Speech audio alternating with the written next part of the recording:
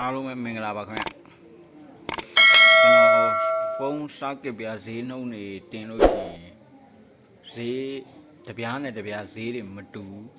တချို့ comment ထဲမှာဝင်ပြီးရေးကြတယ်တော့ကြတစ်မျိုးရေးလိုက်တော့ကြဈေးနောက်တစ်မျိုးထပ်ရေးလိုက်နဲ့ပြောချင်တာဘာတွေလုပ်နေလဲပေါ့ဗျာအမှန်အကန်ရောဟုတ်ရဲ့လားအကြံအဖန်ဂျင်းတွေများလားလို့ထင်ကြတာပေါ့အဲ့ဒါနဲ့ပတ်သက်ပြီးတော့ကျွန်တော်နည်းနည်းပြောပြခြင်းလို့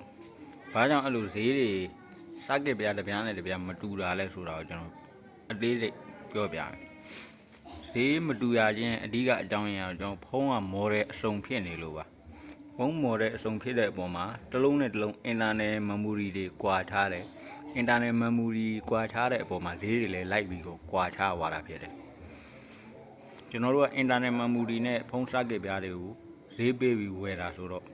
ဥပမာအဖြစ်ပြောရမယ်ဆိုလို့ရှိရင်ဒါဒီဖုန်းဆိုလို့ရှိရင် Oppo A12 လေးဒီကောင် Oppo A12 လေးဆိုလို့ရှိရင် RAM 3ဒါမှမဟုတ် RAM 232ဖြစ်မယ် RAM 232ဖြစ်တဲ့အပေါ်မှာလက်ရှိပေါက်လေးက2000ဝန်းကျင်2000ကျော်ကျော်ရတယ်အဲ့တိုင်းပဲ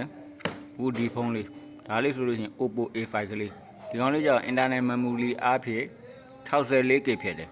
64K ဖြစ်တဲ့အပေါ်မှာလက်ရှိပေါက်လေးမှာဆိုလို့ရှိရင်သူက4000ကျော်ရတယ်။ဘာကြောင့်ဒီကောင်က4000ကျော်ရပြီ။ဘာကြောင့်ဒီကောင်က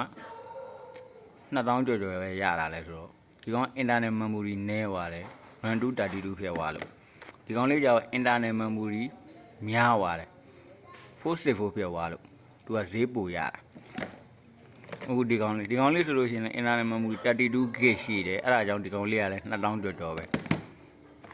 ဒီကောင်လေးဆိုလို့ရှိရင် Note 1အနေလေးသူက RAM 216ပဲရှိတာ RAM 216ဖြစ်တဲ့အပေါ်မှာလက်ရှိပေါက်လေးမှာ1000ခွဲကျော်ကျော်လောက်ရတယ်ဒီကောင်လေးဆိုလို့ရှိရင်လည်း64K 4000ကျော်ကျော်ရတယ်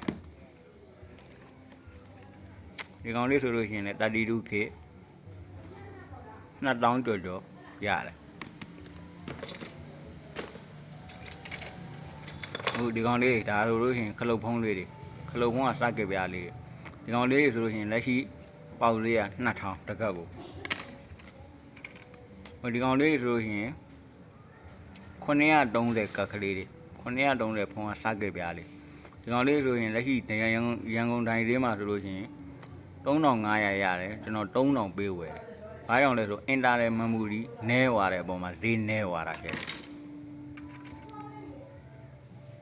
ဒီကောင်လေးဆိုရင် Honor 4H ကစကစ်ပြားလေးဒီကောင်လေးကလက်ရှိရန်ကုန်ဈေး1000ရတယ်ကျွန်တော်ဝယ်လေးက9000ဝယ်တယ်အဲ့ဒါတွေပြောပြခြင်းလို့ပါလို့ဈေးတွေမတူတာဖုန်း internal memory တွေမတူတဲ့အပေါ်မှာဈေးတွေလည်းမတူဖြစ်သွားတာလို့ပြောချင်ပါတယ်လို့အားလုံးကျေးဇူးတင်ပါတယ်ခင်ဗျာ